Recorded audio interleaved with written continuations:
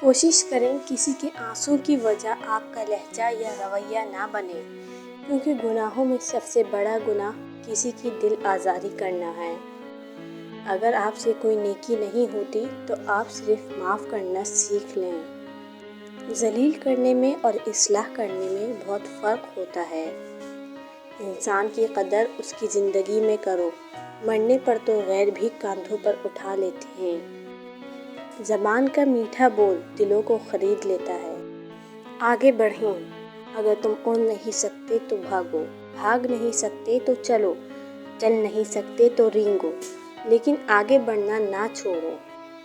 جب وقت کروٹ لیتا ہے نا تو بازیاں نہیں زندگیاں پلٹ جاتی ہیں۔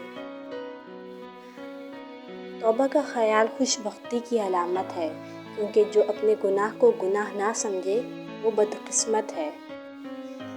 دکھاوے کی خوبیاں خامیوں سے بھی بدترین ہوتی ہیں۔ نعمتوں کے چھن جانے کے دو ہی سبب ہیں: خوف خدا کو چھوڑ دینا، لوگوں سے بدسلوکی کرنا۔ دنیا میں سب سے زیادہ مطمئن وہ لوگ ہیں جو اپنے معاملات اللہ کے سپرد کر دیتے ہیں۔ نفرت انسان کا بنایا ہوا ذاتی مسئلہ ہے، ورنہ قدرت تو محبت کا درس دیتی ہے۔ نام اور رتبہ خریدا نہیں جا سکتا، در حقیقت آپ کے قول اور کردار سے پیدا ہوتا ہے۔ ہمیشہ ٹوٹ کے ماں باپ کی کرو خدمت، ہے کتنے روز یہ بوڑھے شجر نہیں معلوم۔ تعلق کی بقا کے لیے انا کو گروی رکھنا پڑتا ہے۔ پوری دنیا کی معذرتیں ملا کر بھی ایسے انسان کے لیے کافی نہیں ہو سکتی جسے اس کے پسندیدہ شخص نے مایوس کیا ہو۔ وقت تجربہ تو دیتا ہے لیکن معصومیت چھین لیتا ہے۔ جس رب نے تمہارا دل بنایا ہے وہ اس دل کی تکلیف سے بھی واقف ہے۔ بس تم صبر رکھو، جلد تمہارے لیے وہ کن فرما دے گا۔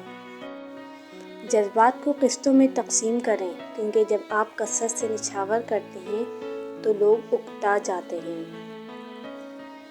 عورت کا پہلا غرور اس کا حسن ہوتا ہے اور آخری غرور اس کے بچے ہوتے ہیں۔ اپنے آخری غرور کو مکمل کرنے کے لیے وہ اپنے پہلے غرور کو خاک میں ملا دیتی ہے۔ معاف بار بار کرو، مگر بھروسہ صرف ایک بار کرو۔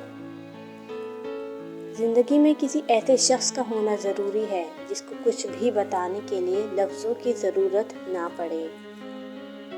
رشتے اور دوستی کو بچانے کے لیے معذرت کرنے والا نہ خطاوار ہوتا ہے اور نہ کمزور۔ یہ صفت تو وفادار لوگوں میں پائی جاتی ہے۔ لوگوں کے عیبوں سے اس طرح غافل ہو جائیں جیسے نیند کے وقت آپ دنیا سے غافل ہو جاتے ہیں۔ اگر اللہ پر چھوڑا ہے تو پریشان کیوں ہیں، اور اگر بندے پر چھوڑا ہے تو حیران کیوں ہیں؟